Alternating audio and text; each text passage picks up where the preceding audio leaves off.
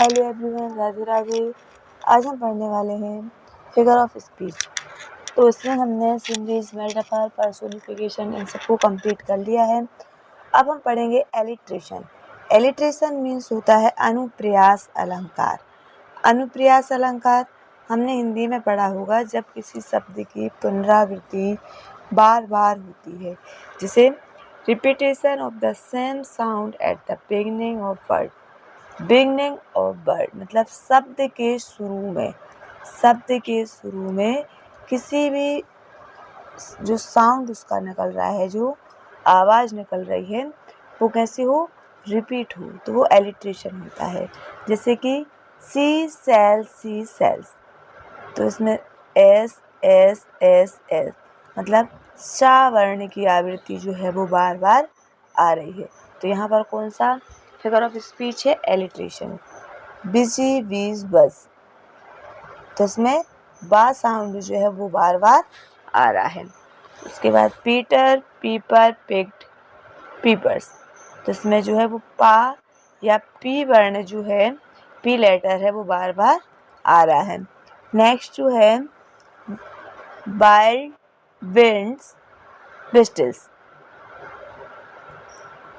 जो wild winds हैं, जंगली हवाएं हैं, तेज सीटी बजाती हैं, तो इसमें डब्ल्यू डब्ल्यू डब्ल्यू और यहाँ पर जो है वो वा साउंड बार बार आ रहा है। यहाँ पर जो है बी, तो एलिट्रेशन मीन्स होता है शब्दों की पुनरावृत्ति। तो जो आप लोगों को समझ में आ गया होगा। नेक्स्ट जो है ओनोमैटोफोबिया जो है वो है ध्वनि अनुसरण। ध्वनि अनुसरण मतलब कि वर्ड दैट इमिटेट साउंड, मतलब शब्द जो है ध्वनि से जो निकले, ध्वनि की नकल करने वाले जो शब्द हैं वो किस में आते हैं, ओनोमैटोफोबिया में। मीन्स जिससे बज, भिन्न भिन्न की जो आवाज़ निकलती है, जो साउंड निकलता है, वो ध्वनि अनुकरण में आता है। बैंग, हिस, स्प्लैश, टिक-टॉक, ठीक है। जैसे नदियाँ बह रही हैं, कल कल जो साउंड निकल रहा है, हवाएं चल रही हैं, सर सर जो साउंड निकल रहा है, तो ये किस में आता है, ये ध्वनि अनुकरण में आता है। नेक्स्ट जो है वो है ऑक्सीमोरोन। ऑक्सीमोरोन मीन्स विरोधाभास।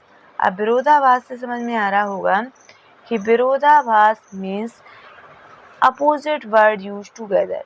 टू अपोजिट वर्ड, दो अपोजिट वर्ड हैं या जो दो विलोम शब्द हैं, वो बार बार विलोम शब्द हैं, वो एक ही सेंटेंस में आए, तो समझ जाना कि वो कैसा है, ऑक्सीमोरोन है। जैसे कि स्वीट सोरो, अब स्वीट मधुर होता है, अच्छा होता है, सोरो दुख, तो दोनों ही क्या है, अपोजिट हैं। डिफेंडिंग साइलेंस, डिफेंडिंग साइलेंस ये भी दूसरे के अपोजिट हैं। ओपन सीक्रेट, अब ओपन भी है और सीक्रेट भी है, ठीक है, तो दोनों क्या है, एक दूसरे के opposite. Bitter sweet, bitter means कड़वा, स्वीट मीन्स मीठा, तो दोनों क्या है, बिटर मीन्स क्या होता है, कड़वा, और स्वीट मीन्स होता है मीठा, तो दोनों एक दूसरे के क्या है, अपोजिट। प्रिटी अगली, प्रिटी मीन्स सुंदर और अगली मीन्स बदसूरत या क्रूर, तो दोनों ही क्या है, एक दूसरे के अपोजिट।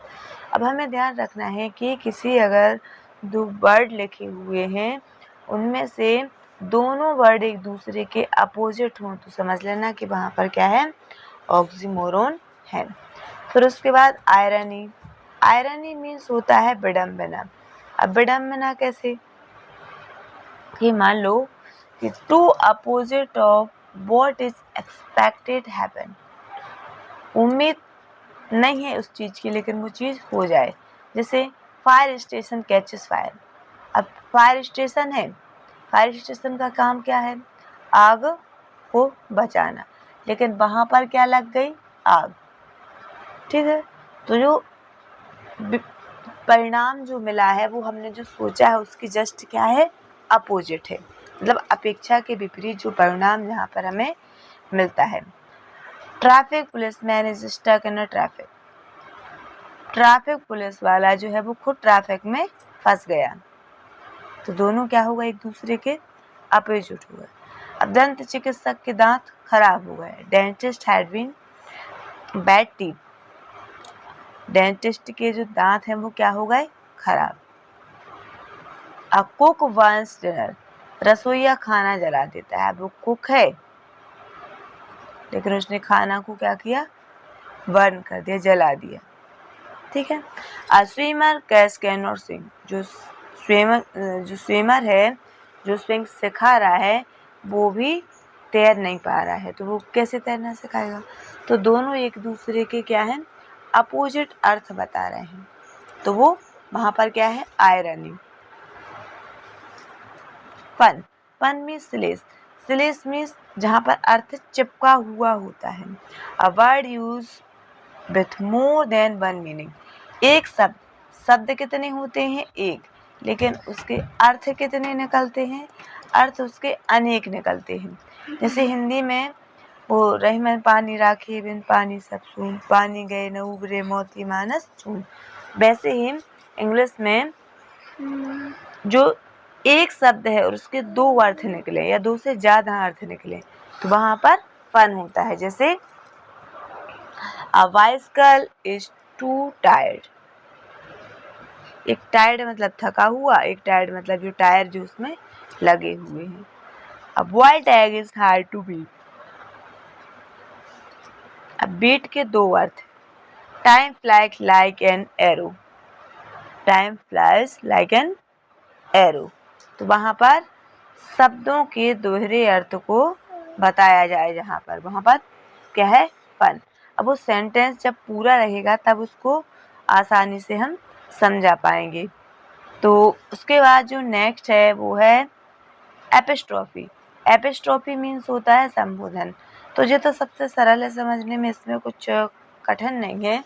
अगर हिंदी में हम बात करें तो फिर इसकी डेफिनेशन समझ लेते हैं। Addressing an absent person, object और आइडिया। किसी अनुपस्थित व्यक्ति वस्तु के बारे में संबोधन करना। जैसे बोला, हे भगवान, oh God, oh death, natural bless us, moon, sign. तो इस तरीके के जो वर्ड होते हैं वो किस में आते हैं, वो एपिस्ट्रॉफी में आते हैं। अब एक वर्ड में हम जो है